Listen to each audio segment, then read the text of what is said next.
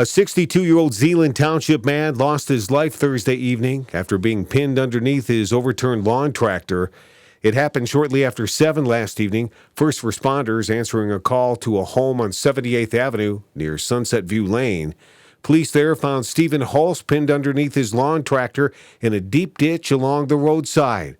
They believe Hulse was mowing the grass when the tractor dropped into the ditch and overturned on top of him. He was pronounced dead at the scene. The incident remains under investigation. The mother of a 6-year-old Ottawa County boy who drowned in Lake Michigan in June has pled guilty to child abuse charges in connection with the boy's death. She left her child unattended in the water on a red flag day with waves that were probably taller than he was. Ian Rowe drowned on June 6th. His body was found the next day near the rocks at the pier at Holland State Park. Yesterday in court, his mother, Miranda Rowe, pled guilty to failing to protect her child from the water that took his life. The boy, who could not swim, was left unattended while his mother went to the bathroom for 15 minutes.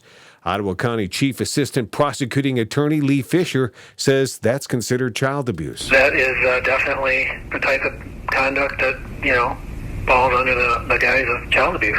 33-year-old mother was going through a divorce when she took her son to the beach for that day. Now Miranda Rowe faces 2 years in prison, but Fisher told News 8, in this case, it's not appropriate. I don't believe that prison is necessarily appropriate in this case.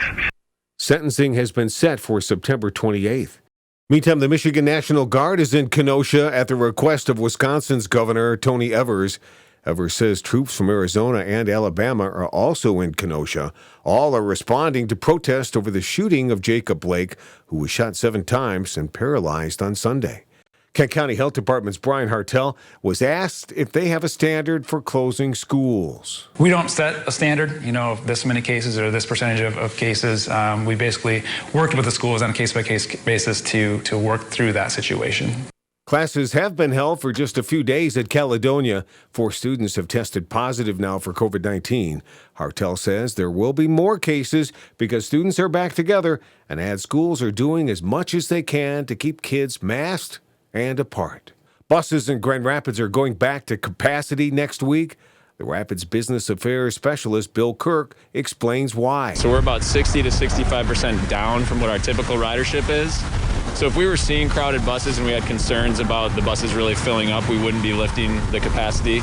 The Rapid currently has about 15 people on each bus, and it's at 60% capacity. Kirk says they want to be sure they can get people to and from work and other destinations, and adds they're confident in their cleaning ability.